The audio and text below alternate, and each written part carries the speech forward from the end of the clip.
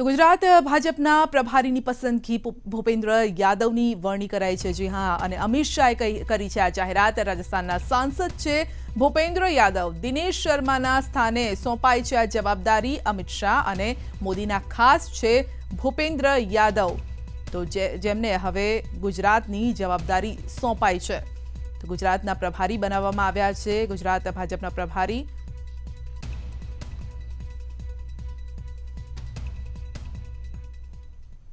તો અંગે જે વધુ માહિતી મેળવીશું અમારા સહયોગી કિંજલ પણ આપણી સાથે જોડાઈ ગયા છે। જી કિંજલ, આ જે પસંદગીનો કળશ હવે ઢોળાયો છે યાદવ પર, તેની પાછળ કયા કારણો લાગી રહ્યા છે?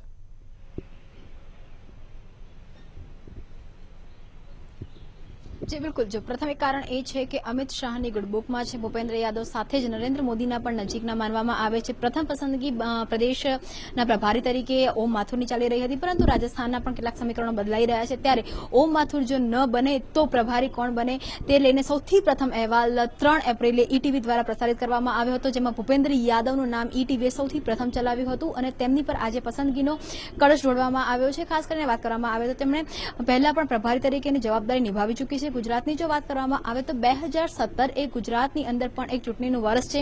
જે પ્રકારે હાલની અંદર અને કહી શકાય કે 2017ની ચૂંટણી એ ખૂબ જ મહત્વની ચૂંટણી એટલે પણ છે કારણ કે અત્યાર સુધી ગુજરાતમાં એક ડિકેડથી નરેન્દ્ર મોદીની અધ્યક્ષતામાં આ ગુજરાતની ચૂંટણીઓ લડાઈ છે, પરંતુ હવે નરેન્દ્ર મોદી એ વડાપ્રધાન છે ત્યારે ગુજરાતના જે સમીકરણો છે તે ખૂબ અલગ પ્રકારના છે। ત્યારે એક કહી શકાય કે રાજનીતિક રીતે એક સમીકરણ માટેના ખૂબ એક મહત્વના વ્યક્તિની જરૂર છે। ત્યારે પ્રભારીના જો કામની વાત કરવામાં આવે તો પ્રભારી એક એ વ્યક્તિ છે, એક એ સ્થાન છે કે જે રાષ્ટ્રીય તેમજ પ્રદેશ વચ્ચેનું મીડિયેટર હોય છે। એ જે યોજના હોય છે કે જે કહી શકાય કે રણનીતિ હોય છે તે ઘડવાનું તેમજ એને આગળ વધારવાનું કામ કરે છે। ભૂપેન્દ્ર યાદવ ભૂતકાળમાં પણ પ્રભારી તરીકેની જવાબદારી બખૂબી નિભાવી ચૂક્યા છે। ત્યારે આ વખતે ભૂપેન્દ્ર યાદવની ગુજરાતના પ્રભારી તરીકે વરણી કરવામાં આવી છે।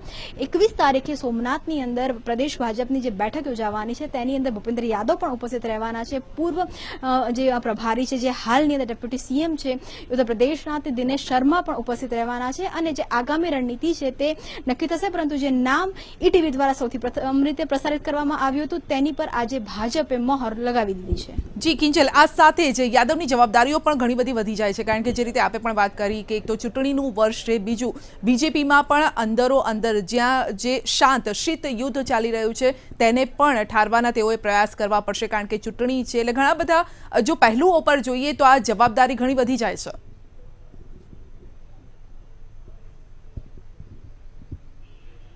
ખૂબ મહત્વની જવાબદારી હવે જે પણ સંગઠન છે કે હવે જે પણ પ્રભારી છે કે જે પણ નિયુક્તિઓ છે તેમની માટેની જવાબદારી બેવડી જવાબદારી છે કે 2017નું ચૂંટણીમાં પ્રજાની વચ્ચે જઈને નરેન્દ્ર મોદીની ગેરહાજરીની અંદર આ ચૂંટણી જીતવી। 150નો લક્ષ્યાંક અત્યાર સુધીનો રેકોર્ડ રહ્યો છે કે ગુજરાતની અંદર ચોક્કસ ભાજપનો દબદબો છે। છેલ્લા 3 વખતથી ભાજપ સત્તા પર આવી રહ્યું છે, પરંતુ 150નું લક્ષ્યાંક પૂર્ણ થયું નથી। આ વખતે જે પ્રકારે ઉત્તર પ્રદેશની ચૂંટણી બાદ તરત જાહેરાત કરવામાં આવી છે કે 150 જીત ઉપર ભાજપનો વિજય થશે, એ લક્ષ્યાંક પૂરો પાડવો સાથે જ ભાજપની સરકાર અને સંગઠન વચ્ચેનું સંકલન કરવું તેમજ જે પ્રકારની હાલની અંદર જે વાતાવરણ છે પાટીદાર આંદોલનની બાદની જે અસરો હોય કે જે ઓબીસી આંદોલન હોય કે યુવાઓની વાત હોય, કારણ કે ચોક્કસ કે જે પ્રકારના આંદોલન થયા છે ત્યારબાદ યુવા વર્ગ અનેક મુદ્દાઓ પર વિચારતો થયો છે। એટલે આ તમામ વસ્તુઓનું સંકલન કરવું, જનમતને ફરી ભાજપ તરફ બરકરાર રાખવું અને સીટોમાં વધારો કરવો, આ તમામ વાતોને લઈને પ્રભારીની જવાબદારી બેવડી થઈ જાય છે।